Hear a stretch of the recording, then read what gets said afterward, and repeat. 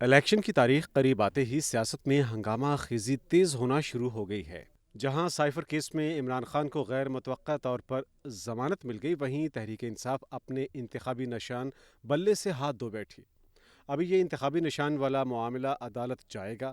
ممکن ہے عدالت الیکشن کمیشن کا فیصلہ بدل دے۔ اگرچہ کہا جا رہا ہے کہ جو سائفر پر عمران خان اور شاہ محمود قریشی کو سزا دلوانا چاہتے تھے، وہ اس ضمانت کے فیصلے سے خاصے غصے میں ہیں۔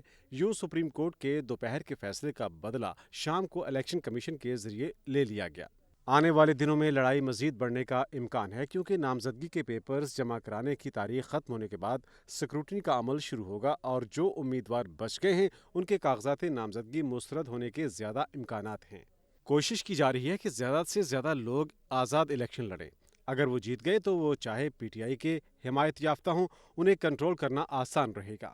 بطور آزاد امیدوار وہ اپنا فیصلہ کرنے میں آزاد ہوں گے، چاہے وہ الیکشن مہم میں لاکھ کہتے رہیں کہ سیٹیں جیت کر خان کے قدموں میں ڈال دیں گے۔ ان آزاد لوگوں پر جہاں اداروں کا دباؤ ہوگا، وہیں انہیں بھی علم ہوگا کہ عمران خان تو اب وزیر اعظم بننے سے رہے، وہ کیوں اپنے اقتدار کے 5 سال ضائع کریں۔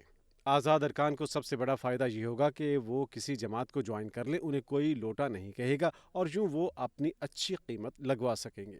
دوسری طرف جو قوتیں عمران خان کو باہر کرنا اور نواز شریف کو اقتدار میں لانا چاہتی ہیں، ان کا کام آسان ہو جائے گا۔ اس لیے آزاد امیدواروں کی جہاں بڑی تعداد آپ کو اس الیکشن میں نظر آئے گی، وہاں پی ٹی آئی کے ووٹر کے لیے بڑی کنفیوژن پیدا ہونے والی ہے۔ بلے کا نشان اگر نہ ملا تو پی ٹی آئی کا ہر امیدوار مختلف نشان پر لڑے گا اور آپ سب لوگوں کو نہیں سمجھا سکیں گے کہ ان کا نشان کون سا ہے، اور 15-20 امیدواروں اور ان کے نشانات میں سے اپنے پسندیدہ بندے کا نشان ڈھونڈ کر اس پر مہر لگانا اچھا خاصا مشکل کام ہوگا۔ خصوصاً اگر پی ٹی آئی کے حمایت یافتہ امیدواروں کو ہر حلقے میں نشانات مختلف ملے تو سب سے زیادہ پی ٹی آئی کی خواتین ہی اس کی زد میں آئیں گی، کیونکہ انہیں مہر لگاتے وقت 20-25 نشانات میں سے پی ٹی آئی کا حمایت یافتہ ڈھونڈنا ہوگا۔ دیہات میں یہ کام مزید مشکل ہوگا، کیونکہ وہاں خواتین اتنی دلچسپی سے الیکشن پروسیس میں حصہ نہیں لیتی۔ اکثر جو ووٹ ضائع ہوتے ہیں دیکھنے میں آیا ہے وہ خواتین یا بزرگوں کے ووٹ ہوتے ہیں۔ اگرچہ اب یہ بحث پرانی ہو چکی کہ جو حالات یہاں تک پہنچے اس میں کون زیادہ قصوروار ہے، پی ٹی آئی یا مقتدر حلقے؟ صاف ظاہر ہے جس طرف رجحان ہے وہ اسے سچا سمجھے گا۔ مجھے اچھی طرح یاد ہے کہ 22 اپریل 2022 کے اپنے ایک پروگرام میں فواد چودھری صاحب میرے ساتھ موجود تھے اور خاصی سخت باتیں کر رہے تھے کہ عوام یہ کر دیں گے، وہ کر دیں گے۔ مجھے ان کی باتوں سے کچھ خطرہ سا محسوس ہوا اور میں نے کہا، بھائی جان، کہیں آپ کی پارٹی اور ورکر کو جان بوجھ کر ڈھیل تو نہیں دی جا رہی اور آپ کو لگ رہا ہے کہ سب آپ سے ڈر گئے ہیں؟ آپ کے حوصلے بڑھتے جائیں گے اور بات لانگ مارچ اور مظاہروں سے آگے بڑھتی جائے گی، اور ایک دن آپ بم کو لات ماریں گے اور مقتدر حلقے آپ کو اپنی لپیٹ میں لے لیں گے۔ یہ 9 مئی 2023 سے ایک سال پہلے کا پروگرام ہے جس کا کلپ موجود ہے۔ کوئی بھی بندہ یہ ریڈنگ کر سکتا ہے کہ حالات اس طرف جا رہے تھے جہاں پی ٹی آئی پھنس جائے گی اور موب وائلنس ہوگا۔ عمران خان کی وزیر اعظم ہاؤس سے نکلنے کی وجہ سے بڑھتی ہوئی مقبولیت نے پی ٹی آئی کو نیکسٹ لیول پر پہنچا دیا تھا۔ مقتدرہ بڑے عرصے سے دیوار کے ساتھ لگی ہوئی تھی اور عمران خان کی تقریروں، خصوصاً سائفر ایشو نے پورے ملک میں نوجوانوں کو آگ لگائی ہوئی تھی۔ وہ چنگاری سلگ رہی تھی اور کسی وقت بھڑکنے کو تیار تھی۔ ہمارا ایک دوست ہمارے ایک سرکاری دوست بارے کہا کرتا تھا کہ وہ سپیڈ بریکر پر آہستہ نہیں ہوتا، کسی دن بڑے حادثے سے دوچار ہوگا، اور بعد میں وہی ہوا۔ بعض دفعہ دور بیٹھے بندے کو سب نظر آ رہا ہوتا ہے کہ آپ غلط سائڈ پر چل نکلے ہیں، لیکن خود آپ کو پتہ نہیں چلتا کہ آپ کہاں گرنے والے ہیں اور کہاں سپیڈ بریکر ہے اور گاڑی آہستہ کرنی ہے۔ پاکستان جیسے ملکوں میں سیاسی جماعتوں، لیڈروں اور ورکرز کو زیادہ احتیاط کی ضرورت رہتی ہے، کیونکہ ریاستی ادارے ان سے بہت طاقتور ہیں۔ شاید یہ ریاستی ادارے ان سیاستدانوں پر حاوی نہ ہوتے اگر سیاستدان کچھ رولز آف گیم طے کر لیتے اور خود کو کلین رکھتے، خاندانوں یا یار دوستوں سمیت لوٹ مار نہ شروع کرتے۔ کہیں پڑا تھا کہ ایک دفعہ 50 کی دہائی میں 2 ججوں کی سینیورٹی کا مسئلہ کھڑا ہوا تو دونوں آپس میں لڑنے لگے۔ دونوں کا معاملہ اس وقت کے وزیر قانون کے پاس گیا، دونوں کو وزیر قانون نے بلایا تاکہ ان کا موقف سن کر فیصلہ کرے کہ ان میں سے سینئر جج کون ہے۔